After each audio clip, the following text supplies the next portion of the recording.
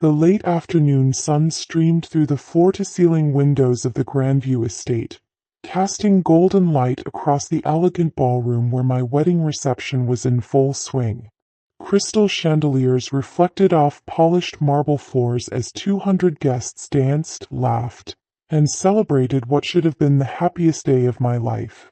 I stood at the edge of the dance floor in my $3,000 wedding dress, though my family believed it was a $200 knockoff from a discount bridal shop, watching my new husband Michael spin my flower girl niece around to the music.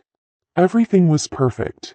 The 5-course dinner prepared by award-winning chefs, the premium open bar, the live jazz band, the stunning floral arrangements that probably cost more than most people's cars. But perfection came with a price that apparently no one in my family believed I could afford. "I still can't believe she managed to book this place," my mother whispered loudly to my Aunt Carol, not bothering to check if I was within earshot. "The Grandview estate costs $50,000 just for the venue rental, not counting food, drinks, flowers, or entertainment." Aunt Carol glanced around the opulent ballroom with obvious appreciation.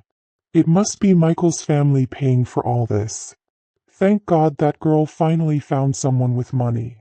I pretended to be fascinated by my bouquet as I listened to them dissect my financial situation for the entertainment of our relatives. "Poor thing has been struggling for years with that little photography business," Mom continued, "taking pictures of babies and high school seniors for $200 a session. I keep telling her to get a real job, but she insists on pursuing this artistic dream." My cousin Janet joined the conversation, wine glass in hand. "Well, at least she found a husband who can support her properly. Michael's construction company must be doing well if they can afford a wedding like this." I felt my cheeks burn with embarrassment and frustration. Here I was on my wedding day, listening to my own family speculate about my finances and dismiss my career as if I weren't standing right there. The truth was, Michael and I had split the wedding costs evenly, despite my offering to pay for the entire event. He'd insisted on contributing equally because he said it was important to him to feel like a partner rather than someone being supported by his wife's money. It was one of the many reasons I loved him. He saw me as an equal, not a charity case. "I just hope she's not going into debt for this," Mom said with a sigh. "You know how young people are these days.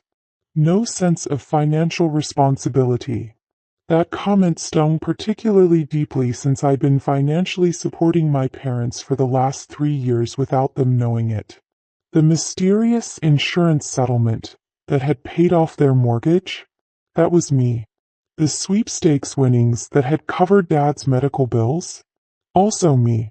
The church scholarship that had sent my younger brother to college? Me again.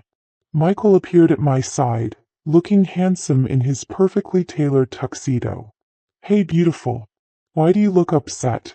This is supposed to be the best day of our lives." I forced a smile. Just listening to family commentary about our financial situation. He followed my gaze to where Mom was still holding court with her theories about who was paying for what. "Your mom is doing the thing again, isn't she?" he asked quietly. The thing was what we called my family's tendency to discuss my supposed poverty as if I were either not present or not capable of hearing them. "It's fine," I said. "I'm used to it."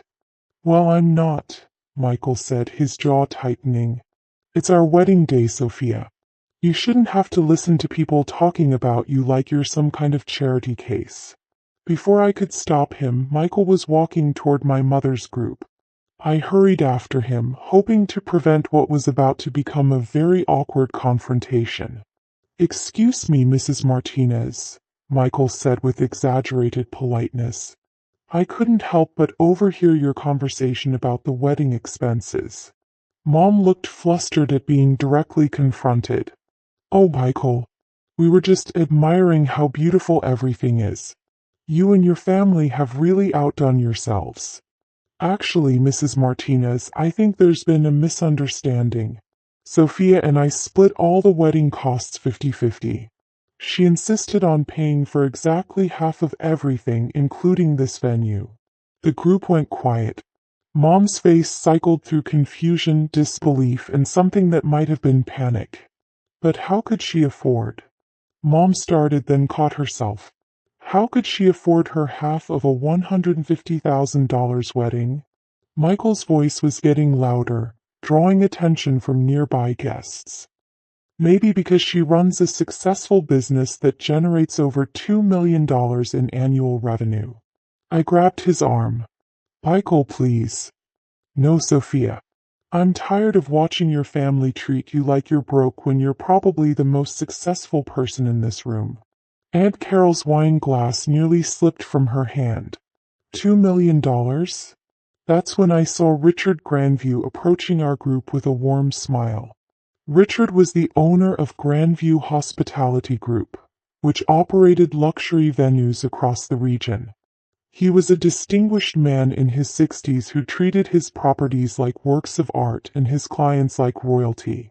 Miss Taylor, he called out, using my maiden name as he'd known me professionally for several years. I hope you're enjoying your special day. I smiled at him, grateful for the interruption. Richard, everything has been absolutely perfect. Thank you so much for making this day magical. It's my pleasure. And I wanted to personally thank you again for the acquisition. Having Taylor Creative Holdings purchase our entire chain has been the best thing that could have happened to our company. The words hung in the air like a bomb that had just been dropped in the middle of our family gathering. Mom's face went completely white. Acquisition. Richard beamed with pride. Oh yes. Miss Taylor's company acquired Grandview Hospitality Group 6 months ago. We now have the capital to expand to 12 new locations across the state. It's the most exciting development in our company's history. He turned to me with obvious admiration. Your vision for combining luxury events with cutting-edge digital marketing has already increased our bookings by 300%. The photography and videography packages you've integrated are revolutionary. My cousin Janet made a sound like she was choking on her wine. Photography packages? Mom whispered. Oh, you must be so proud of your daughter, Richard continued, oblivious to the family drama he'd just ignited. Taylor Creative Holdings isn't just about photography anymore. The event planning division, the luxury venue chain, the digital marketing agency, she's built quite an empire. He gestured around the ballroom. And having her wedding at her own venue was such a lovely touch. Though I suppose technically it's free when you own the place. Richard laughed at his own joke while my family stared at me in stunned silence. Empire. Aunt Carol repeated weakly. Absolutely. 15 venues across 3 states. A team of 200 photographers and event coordinators. Partnerships with luxury hotels and resorts. Forbes called her one of the most innovative entrepreneurs in the wedding industry. Michael was trying not to smile as he watched my family process this information. I should let you get back to celebrating, Richard said. But Miss Taylor, the board meeting is scheduled for next Thursday to discuss the Las Vegas expansion. We're all very excited about the opportunities there. Thank you, Richard. I'll see you Thursday. After he walked away, the silence that followed was deafening. 5 family members stood in a circle, staring at me like I'd just revealed I was an alien from another planet. Mom was the first to speak, her voice barely above a whisper. Sophia, you own this place? I nodded. Among others. Grandview was actually my first major acquisition. I've been expanding the business model to other markets. But you said you take pictures of babies, Janet said weakly. I do. That's how I started, doing portrait sessions and wedding photography. But I also noticed that most venues had terrible marketing, outdated websites, and no social media presence. So I started offering those services too. I looked around at my family's shocked faces. Then I realized I could offer complete packages. venue, photography, planning, catering, entertainment. Instead of just taking pictures at weddings, I could create entire wedding experiences. Michael stepped closer to me, his hand finding mine. When venues started struggling during the pandemic, I had the capital to acquire them at reasonable prices. Now we offer luxury wedding and event services from initial planning through final photography delivery. How many venues? Mom asked, her voice hollow. 15 currently. We're opening 3 more next year. Plus we're launching a destination wedding division in partnership with resorts in Hawaii and the Caribbean. Aunt Carol sat down heavily in the nearest chair. You own 15 wedding venues? 15 luxury event venues. We host weddings, corporate events, galas, and private parties. Last year we coordinated over 2,000 events. The number seemed to hit them like a physical blow. Sophia, Mom said slowly, if you have all this money, all this success, why do you live in that little apartment? Why do you drive that old Honda? Why do you dress like... She gestured at my general appearance, then seemed to realize she was critiquing my fashion choices at my own wedding. I live modestly because I prefer to reinvest profits back into the business rather than spend money on things that don't matter to me, I explained. The apartment is convenient and comfortable. The car is reliable and efficient. I save my money for experiences and investments, not status symbols. Michael squeezed my hand. She could afford any car she wants. She chooses to drive the Honda because it's practical and environmentally friendly. But why didn't you tell us? Mom asked, tears starting to form in her eyes. Why let us think you were struggling? This was the question I'd been dreading. Because every time I tried to talk about expanding my business, you told me to be realistic and get a steady job with benefits. When I mentioned buying equipment or hiring employees, you said I was being irresponsible with money I didn't have. I took a deep breath.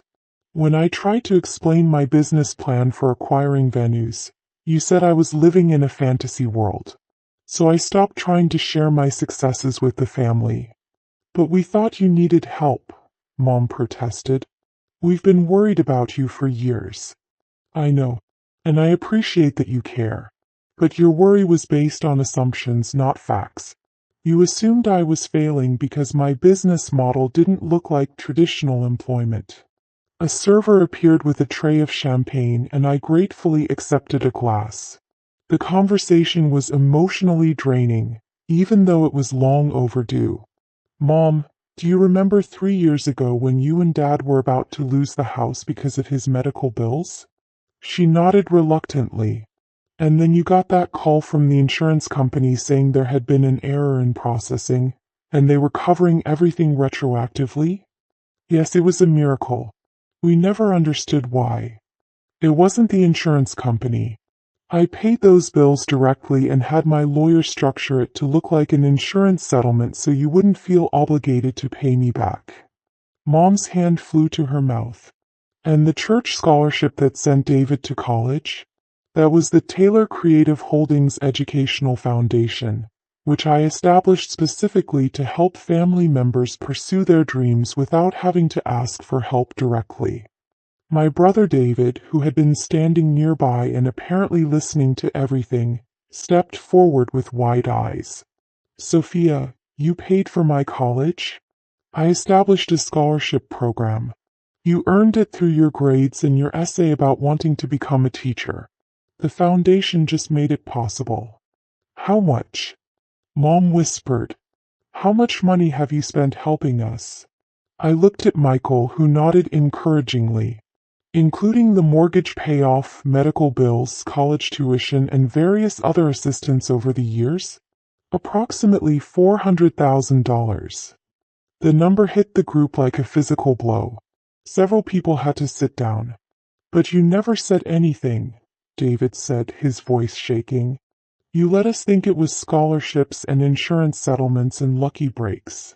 Because I wanted you to feel proud of your accomplishments, not indebted to me. You earned that college degree, David.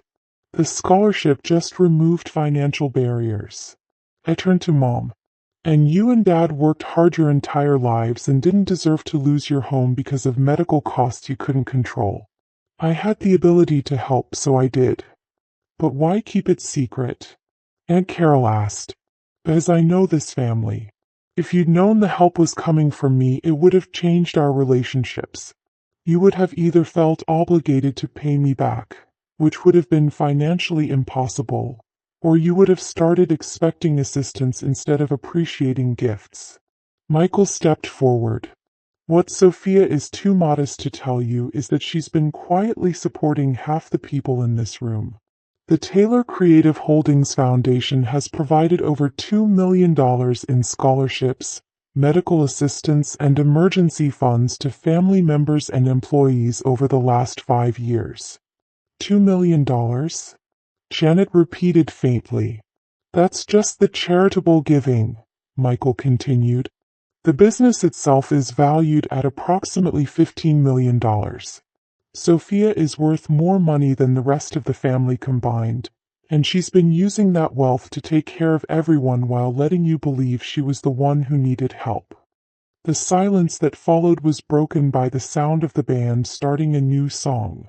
Around us, the wedding reception continued as our family processed revelations that changed everything they thought they knew about me. Sophia, Mom said finally, I owe you an apology. We all do. We've been treating you like a child who couldn't take care of herself, when all along you've been taking care of all of us. You don't owe me anything, Mom. You're my family. Taking care of family is what you do when you have the ability. But we've been so condescending, so dismissive of your work, your choices, your lifestyle. You were trying to protect me. I understand that. But protection based on false assumptions isn't helpful. It's hurtful. David stepped forward and hugged me tightly. Thank you, he whispered. For college, for believing in me, for making it possible for me to become a teacher. You did the work, David. I just removed some obstacles. Mom was crying now, tears streaming down her face. I'm so proud of you, sweetheart. I should have said that years ago, but I'm saying it now. You've built something incredible. We're all proud, Aunt Carol added. And we're all ashamed of how we've been talking about you. I looked around at my family, these people who had shaped me, supported me in their way, and yes, sometimes misunderstood me completely. I don't want anyone to feel ashamed. I want us to move forward with better understanding. And I want you to know that despite everything, despite the frustration and hurt feelings, I love this family and I always will. Michael wrapped his arm around my waist. And now they know that when you said you wanted to pay for half the wedding, you weren't being stubborn or proud. You were being generous by not paying for the whole thing. That actually made Mom laugh through her tears. Speaking of the wedding, I said, there's one more thing you should probably know. I gestured toward the band, which had just finished their set. See the musicians? That's the Taylor Creative Holdings House Band. They perform at all our venues. And the photographer getting candid shots over there? She's my business partner and co-founder of the company. Even the band? Janet asked weakly. We employ about 200 people across all our properties. Photographers, planners, musicians, caterers, florists, venue coordinators. It's a comprehensive operation. The DJ took the microphone to announce the father-daughter dance, and Dad appeared at my side looking slightly overwhelmed by everything he'd apparently overheard. Sweetheart, he said quietly, your mother told me what we just learned. I don't have words for how proud I am, or how sorry I am that we didn't understand. Dad, let's just focus on celebrating tonight. We can talk about everything else later. As he led me onto the dance floor, I could see my family members scattered around the ballroom, some sitting in stunned silence, others animatedly discussing what they just learned. The revelation had completely changed the dynamic of the evening, but not in a bad way. You know what the best part of this is? Dad said as we swayed to the music. What's that? Watching you and Michael start your marriage with complete honesty. No secrets about money, no pretending to be something you're not. That's a good foundation. It is, I agreed, though I'm not sure the family needed to learn everything quite so dramatically. Dad chuckled. Sometimes the truth needs a dramatic entrance to be properly heard. As the song ended and Michael cut in for the next dance, I realized that Dad was right. 4 years, I'd been allowing my family to believe a version of me that wasn't real. Tonight they finally met the actual me, successful, generous, independent, and capable of taking care of not just myself but all of them. No regrets. Michael asked as he spun me around. None. It feels good to finally be seen for who I really am. Even if it means your mom is going to spend the next 5 years apologizing for underestimating you? I laughed.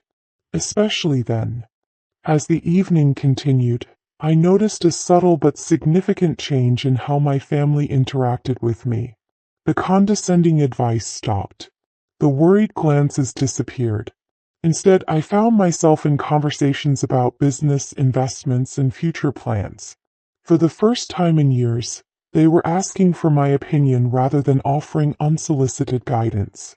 It was exactly the wedding gift I hadn't known I wanted. The gift of being seen, understood, and respected by the people who mattered most to me.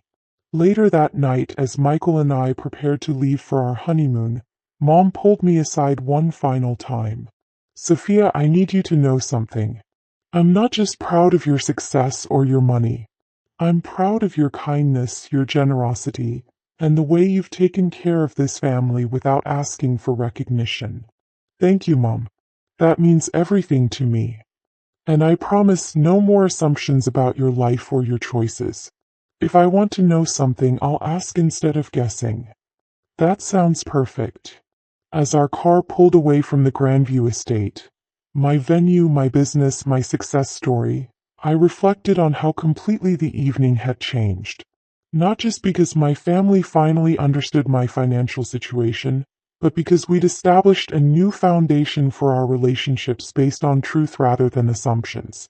Tomorrow, Michael and I would fly to Hawaii for our honeymoon at a resort where Taylor Creative Holdings was launching our destination wedding division.